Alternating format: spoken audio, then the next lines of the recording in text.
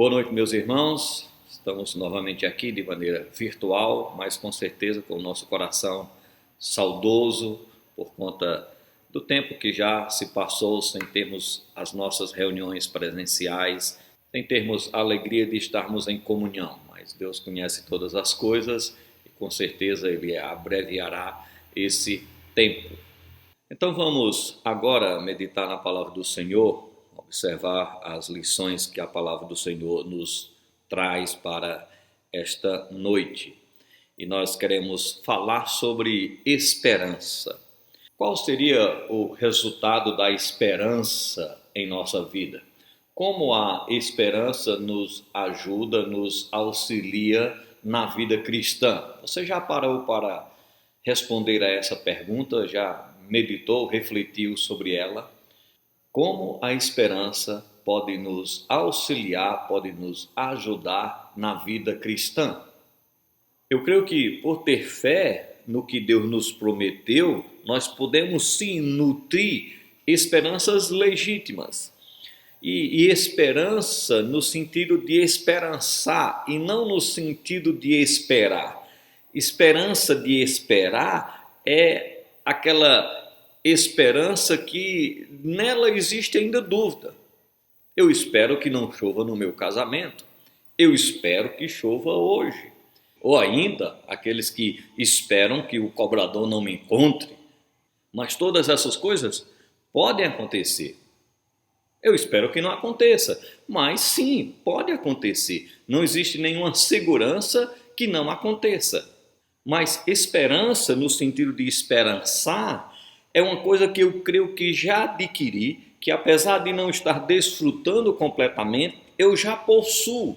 A nossa fé nos garante que em Cristo somos mais que vencedores, que em Cristo o nosso futuro está garantido. Em Cristo a nossa esperança é de passar a eternidade nos céus, ao seu lado. E é essa esperança que nos ajuda no nosso dia a dia, deve auxiliar, deve nos ajudar para desenvolvermos a nossa vida cristã.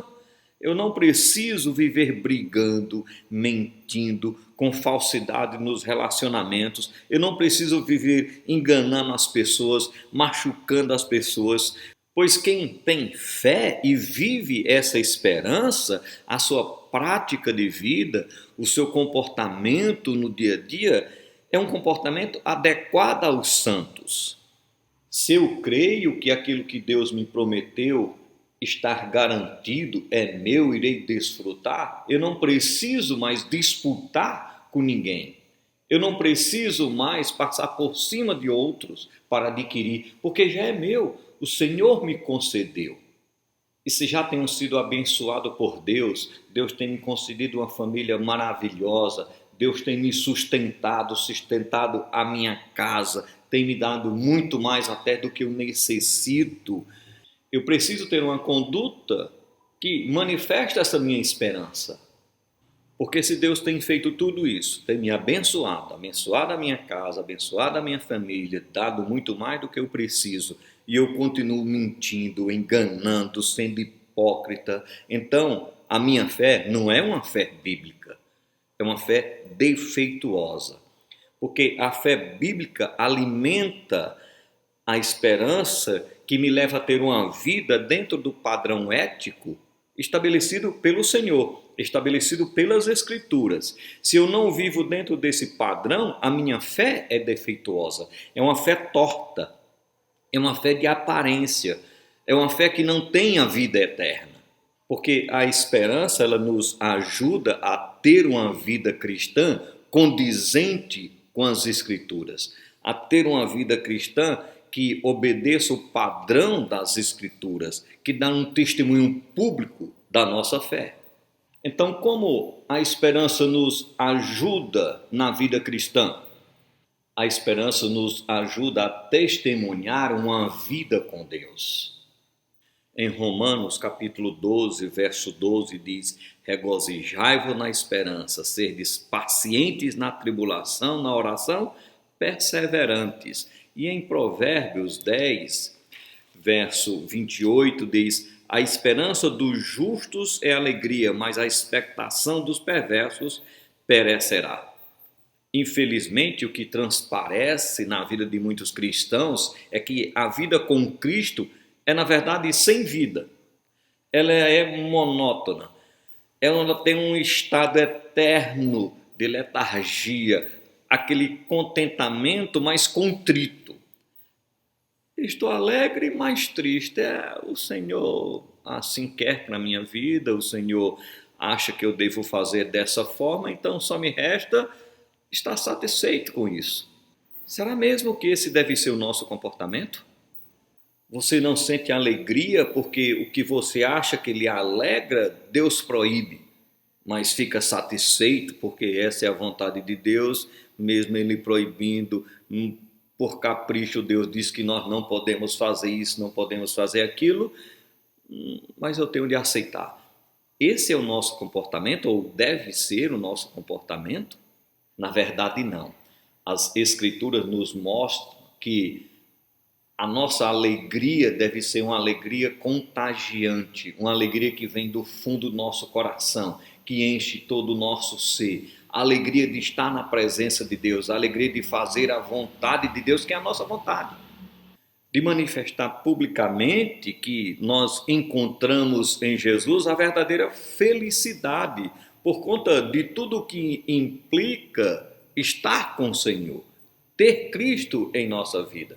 Isso também não significa que, como cristão, não sentimos tristeza. É claro que temos momentos de tristeza ou qualquer outro sentimento que possa nos deixar triste, mas não é o padrão normal, não é o normal da minha vida, são momentos. Mas para compreender isso, nós precisamos responder uma pergunta: qual a razão da alegria cristã? Por que somos alegres ou por que devemos ser alegres?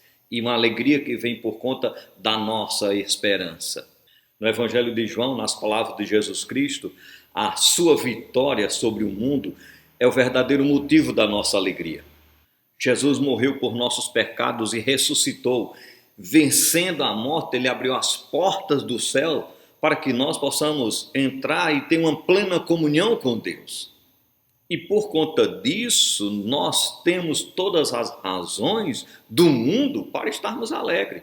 Jesus venceu por nós o pior dos males, o pecado, entregando-se na cruz. Depois disso, todos os percalços da vida do homem não têm já a última palavra, porque o amor de Deus se mostrou mais forte do que todo o mal. Então nós vivemos essa expectativa do encontro com o Senhor. Nós vivemos a expectativa de ir para o céu. E a Bíblia nos descreve como peregrinos nesse mundo, peregrinos nesta vida. Como nós podemos ilustrar essa sensação? Pense na situação que você vai fazer aquela viagem do seu sonho. É aquela viagem. Você já comprou as passagens, já reservou o hotel, está tudo certo para a sua viagem, todos os detalhes já foram providenciados. É a viagem dos seus sonhos. Então iniciou-se a última semana desta grande viagem. Como você vive essa semana? Qual é o seu comportamento? Como você reage? Creio que a alegria vai contagiando o nosso coração e nós passamos a ficar ansiosos, até não conseguimos dormir bem, pensando, nos preparando para essa viagem. E quando chega o último dia, aquela noite que é um amanhecer, iremos viajar, é uma noite completamente diferente. Por que é que isso acontece? Porque nós estamos prestes a desfrutar algo que nós tanto ansiamos, tanto desejamos. A esperança em Cristo deve encher o nosso coração de gozo, de alegria, que as pessoas que estão à nossa volta, elas devem perceber a nossa satisfação, a satisfação de viver como cristão, a satisfação de estarmos esperando um encontro com o Senhor, a alegria de que vamos para os céus. Isso não significa que deveríamos esconder nossa tristeza diante dos desastres que ocorrem no mundo, ou na nossa vida, ou na vida das pessoas que estão à nossa volta. Não é isso. Mas significa que podemos integrar essa dor em nossas vidas e dar testemunho que há uma esperança, mesmo em meio à dificuldade. E uma esperança que contagia a nossa vida, que faz com que tenhamos vidas alegres. A alegria do cristão não é uma opção de vida, é uma ordem que Deus dá ao seu povo. É um mau testemunho ser ranzinza, é um mau testemunho ser maldizente, é um mau testemunho ser reclamão, é até falta de coerência. Você já parou para pensar como é que Paulo, estando preso, ele exorta os crentes de Filipos, que estavam na igreja de Filipos, a se alegrarem. E ele faz isso lá em Filipenses capítulo 4, versos 4. Olha o que ele diz. Alegrai-vos sempre no Senhor. Outra vez digo, alegrai-vos. Olha o verso 11. Digo isto não por causa da pobreza, porque aprendi a viver contente em toda e qualquer situação. Tanto ser estar humilhado, como também ser honrado. De tudo e em todas as circunstâncias já tenho experiência, tanto de fartura como de fome, assim de abundância como de escassez. Tudo posso naquele que me fortalece. Tudo posso o quê? Tudo posso ter uma vida de satisfação, de contentamento, de alegria, apesar das dificuldades ou em todas as dificuldades. É isso que Paulo está nos ensinando. A alegria proporciona o louvor. Tiago vai dizer lá no capítulo 5, verso 13, está alguém alegre? Cante louvores. O salmista afirma que na busca contínua da presença do Senhor, há plenitude de alegria. Está lá no Salmo 16, verso 11. Então, como a esperança nos ajuda no nosso dia a dia? Ela nos ajuda a termos uma vida cristã alegre, a vivermos em alegria com o Senhor. A nossa esperança nos ajuda a ter uma vida de alegria na presença do Senhor, estando com o Senhor. Mas ela também nos ajuda numa segunda área. A esperança nos ajuda a testemunhar o nosso compromisso com Deus. Observe o que diz Hebreus capítulo 6, verso 11 e verso 12. Hebreus capítulo 6, do verso 11 ao verso 12. Diz assim a palavra do Senhor. Desejamos, porém, continue cada um de vós mostrando até o fim a mesma diligência para a plena certeza da esperança, para que não vos torneis indolentes, mas imitadores daquele que, pela fé e pela longanimidade, herdam as promessas. A esperança é um estilo de vida. Ao longo de toda a sua epístola, o autor de Hebreus mostra o interesse pelo indivíduo e ele enfatiza a responsabilidade da igreja na vida dos seus membros. Ele não está satisfeito com o fato de que muitos crentes estão se desenvolvendo espiritualmente e outros não. Ele quer que todos progridam, todos chegam a um conhecimento, todos têm uma vida que alegra ao Senhor, uma vida que mostra o seu compromisso com o Senhor. A convicção nas promessas de Deus nos leva a ter um compromisso em viver em harmonia com a nossa fé. O autor, ele teme que alguns membros da igreja sejam deficientes na virtude da esperança, e essa deficiência será prejudicial ao desenvolvimento espiritual do crente, pois leva a uma falta de compromisso com a sua fé. Entendemos então que o compromisso tem como resultado o crescimento espiritual. E todos estão embasados, ou têm como base a esperança nas promessas do Senhor. Quando o escritor de Hebreus exorta seus leitores a terem certeza da esperança, ele coloca em cena a palavra diligência, que expressa algo da grandeza, da responsabilidade cristã para o desenvolvimento de sua vida. Muitas pessoas desejam ter essa plena certeza da esperança, mas falham justamente porque não se esforçam para adquirir, não têm diligência. E o autor de Hebreus está demonstrando aos destinatários de sua carta a não se tornarem preguiçosos, para serem diligentes e buscarem sim em sua vida viver segundo essa esperança. E ele é positivo em suas avaliações, ele exorta a imitarem outros. Existiam exemplos para serem imitados de pessoas diligentes, de pessoas que viviam essa plena certeza da esperança. Aqueles que estão herdando as promessas pela fé e pela paciência. Os santos que estão vivendo essa esperança no seu dia a dia, estão se apropriando das promessas do nosso Deus. Jamais podemos perder a compreensão de que Deus é o Deus de toda a esperança. À medida que lemos as Escrituras, vamos perceber algo grandioso. A esperança nos ajuda a ter um compromisso com Deus. Você já prestou atenção como empresas usam a esperança para promover comprometimento? O desejo de cumprir metas, de atingir bons resultados e com isso ter um benefício faz com que se aumente os níveis de comprometimento. É assim que as empresas usam então o seu motivacional. Ela influencia diretamente no comportamento do indivíduo no trabalho. Quanto mais motivado está um profissional, melhor ele irá desempenhar suas funções e mais alta será a sua produtividade. Então, quanto mais alimentarmos a nossa esperança nas promessas do Senhor, mais o nosso compromisso com Ele aumentará. Esse é o resultado. É por isso que a esperança trabalha nos auxiliando na vida cristã. A esperança nos ajuda mostrando o verdadeiro motivo para vivermos alegres, apesar das dificuldades. A esperança nos ajuda a sermos diligentes em nosso compromisso com o Senhor. Mas nós temos ainda uma terceira ajuda, um terceiro auxílio que a esperança traz para a nossa vida cristã. A esperança nos ajuda na proclamação do Evangelho. Veja o que diz 1 Pedro capítulo 3, verso 15. 1 Pedro capítulo 3, verso 15. Diz assim a palavra do Senhor: Antes, santificai a Cristo como Senhor em vosso coração, estando sempre preparado para responder a todo aquele que vos pedir razão da esperança que há em vós. Quando Pedro exorta os leitores a estarem preparados para testemunhar pelo Senhor a todo tempo, ele quer dizer que o cristão deve falar indiscriminadamente sobre sua fé? Creio que não. Não é algo assim que ele está falando.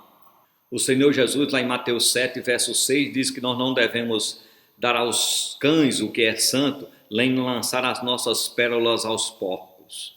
Então o cristão deve ser prudente, ele deve ter um discernimento correto sobre todas as coisas. Essa também é uma recomendação do Senhor Jesus, lá em Mateus 10, verso 16, de ser prudente como as serpentes e simples como as pombas. Na verdade, o que Pedro está dizendo é que, como cristão, nós devemos aproveitar as oportunidades para falar do Senhor Jesus Cristo, para mostrar a nossa esperança. Nós não devemos nunca perder a oportunidade de proclamar o Evangelho do Senhor. Devemos estar sempre prontos para isso. E essa preparação não envolve apenas disposição, mas também envolve habilidade de falar de Cristo. Nós devemos conhecer as Escrituras, ter conhecimento das doutrinas bíblicas da vida cristã, de modo que devemos estar sempre prontos, preparados para dar uma resposta da maneira adequada a cada uma das pessoas que nos questionar sobre a nossa esperança, sobre a nossa fé. A admoestação é para darmos uma resposta a qualquer um que nos pedir, em toda e qualquer situação. No caso de Pedro, ele teve de testemunhar, de proclamar o Evangelho, de dar uma resposta em um tribunal, diante do sinédrio. Mas como cristão, nós devemos estar prontos para nos defender diante de ataques verbais de descrentes hostis, de pessoas que querem nos colocar em situações difíceis. Nós devemos estar preparados para dar respostas bíblicas a essas pessoas. Nós devemos estar prontos para ensinar o Evangelho àquela pessoa que se aproxima de nós e tem interesse genuíno em entender as Escrituras. Lembra de Filipe, daquele eunuco que lia as Escrituras, mas não conseguia compreender? E quando questionou Filipe, Filipe estava ali pronto para dar resposta àquele homem. Quando nós reverenciamos Cristo como Senhor de nossas vidas, nós experimentamos aquilo que está escrito lá em Mateus capítulo 12, verso 34. A boca fala o que está cheio, o coração. o nosso coração cheio do Senhor, nós estamos sim prontos para proclamar o Evangelho, para falar da nossa esperança, para falar da justiça, do amor, da misericórdia, da graça de Deus. Pedro fala que devemos responder segundo a nossa esperança. E quantas vezes nas nossas conversas, nas nossas discussões e até mesmo em sermões, deixamos de lado a nossa esperança. Não falamos sobre ela, não manifestamos, não fazemos conhecido a nossa esperança, a esperança eterna. O que nos leva a pregar o Evangelho? Quando nós esquecemos o motivo do porquê pregamos o Evangelho, ele deixou de ser essencial em nossa vida. Na verdade, nós perdemos a esperança, porque é a esperança que nos motiva a falar do Evangelho de Cristo. Quando estamos bem alimentados pela esperança, nós temos então ousadia de pregar o Evangelho, de proclamar as boas novas com palavras e ações. A esperança nos ajuda a pregar o Evangelho com a nossa vida. Sabe por que prego o Evangelho? Porque tenho a viva esperança de morar nos céus. Porque tenho a viva esperança de morar eternamente com o Senhor que me salvou, que morreu lá na cruz por um pecador como eu. É por isso que prego o Evangelho. Sabe por que prego o Evangelho? Porque tenho a viva esperança que não vou perecer no inferno. Porque o sacrifício de Cristo foi suficiente para tornar um pecador como eu justo. Sabe por que prego o Evangelho? Porque tenho a viva esperança de que nada me separa do amor de Deus. Porque a morte não é um fim para a minha vida. Na verdade, é o começo de um relacionamento puro e perfeito com Deus Pai, com Deus Filho, com Deus Espírito Santo. Por isso prego o Evangelho. Então, na verdade, a esperança é o fator motivacional para a vida cristã. A minha esperança de passar a eternidade com Deus, a minha esperança de passar a eternidade nos céus, a minha esperança de herdar o reino dos céus, ela me motiva a dar um bom testemunho do Senhor, a proclamar o seu Evangelho. Ela me motiva a ter um compromisso com Deus, um compromisso com a palavra do Senhor. Ela me motiva a ter uma vida de alegria. E a minha pergunta é: você também tem essa viva esperança?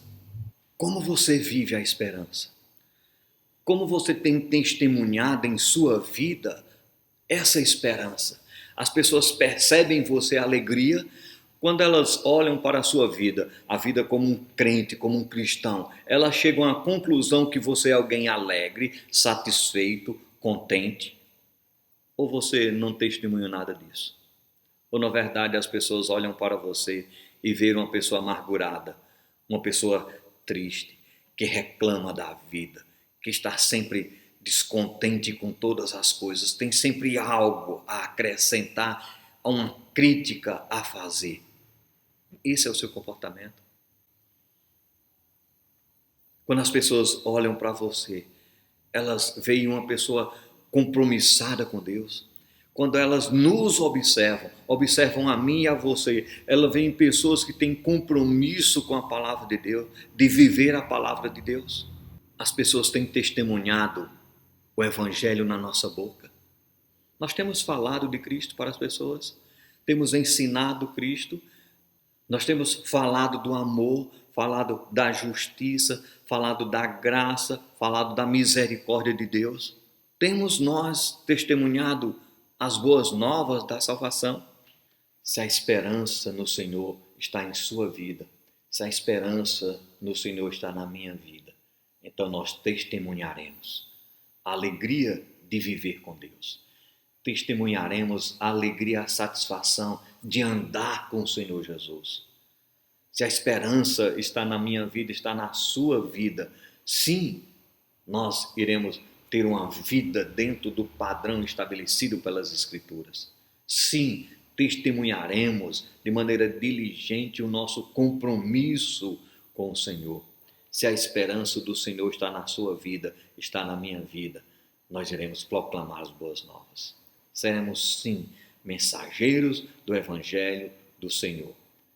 A diferença é sempre a esperança. Que essa esperança seja testemunhada por todos nós. Que Deus nos abençoe. Vamos orar. Deus Todo-Poderoso, Criador dos céus e da terra, nós te louvamos por tua palavra e queremos te rogar pelo teu Espírito Santo que habita em nós. Ó Senhor, nos ajuda a vivermos de maneira completa essa esperança.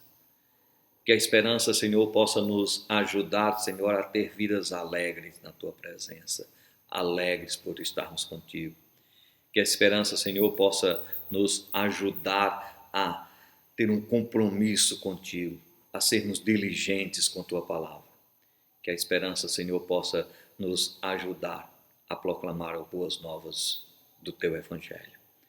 Nós precisamos de ti e por isso oramos no nome santo do nosso Senhor e Salvador Jesus Cristo. Amém. Que o Senhor possa abençoar a sua semana, que seja uma semana agradável na presença do Senhor. Quarta-feira retornaremos com mais uma reflexão na palavra de Deus. Que o Senhor nos abençoe.